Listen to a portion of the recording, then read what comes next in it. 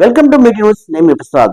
వైద్య ప్రయోగాల కోసం గొర్రెల మేకల రక్తం ప్రయోజనాల కోసం రక్త సేకరణ చేస్తున్నారు. వైద్య విజ్ఞానాలలో ఏదైతే మూగజీవాల రక్తము ఒక నియంత్రణ ఉంటుంది, దాని ప్రకారమే బ్లడ్ అనేది సేకరించాలి.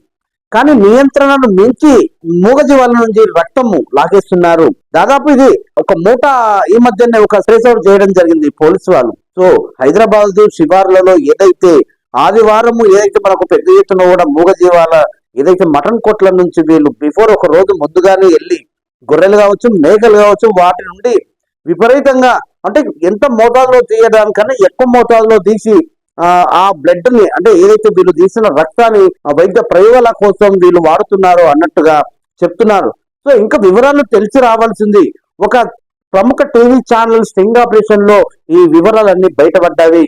ఏదైతే మూగజీవాల నుంచి రక్తం సేకరిస్తున్నారో ఆ మూటాని పోలీసులు కావచ్చు, మీడియా వాళ్ళు కావచ్చు, వాళ్ళని పట్టుకొని ట్రేస్ అవుట్ చేయడం జరిగింది. సో మొత్తానికి వివరాల్లోకి వెళ్తే మూగజీవాల నుండి రక్తం లాగుతున్నారు. రక్త పిశాసులాగా వాటి రక్తం లాగి వాటిని ఇబ్బందులు పాలు చేస్తున్నారు.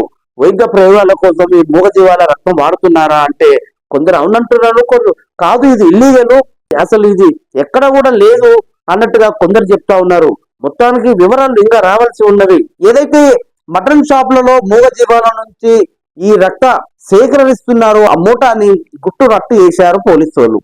ఎందుకు ఈ రక్తంతో ఈ ఏదైతే ఈ మాఫియాని ఎక్కడ రక్తం లాగుతున్నారు, ఎక్కడ ఈ బ్లడ్ ని మళ్ళీ వాళ్ళకు అమ్ముకుంటున్నారనే ఆలోచన వివరాల్లోకి వెళ్తే నిజంగా ఇది చాలా వరకు కూడా ఒక మనకు తెలియని విషయాలు కూడా వెలుగులోకి వచ్చే అంశాలుంది. సో ఒక మూగజీవిని మనం ఏదైతే ఇబ్బంది పెట్టినట్టయితే దానికి ఒక చట్టం ఉంది. ఆ చట్ట ప్రకారంగా వెళ్తే శిక్షలు కూడా తప్పవు.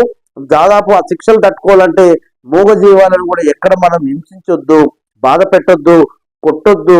వాటిని ఇంకేదైనా ప్రాణహాని చేసినట్టయితే ఎనిమల్ చట్టం కింద వాళ్ళకు చాలా కఠినంగా శిక్షలు ఉంటాయి. సో అలాంటి తెలిసి కూడా మూగజీవాల నుంచి విపరీతంగా బ్లడ్ ఏదైతే రక్తము తీస్తున్న విధానాన్ని ఇక్కడ చాలా మంది తప్పుపడుతున్నారు. సో వివరాలు ఇంకా మనకు తెలవాల్సి ఉంటుంది. సో ఆ వివరాలు తెలుసుకునే ప్రయత్నం చేద్దాం.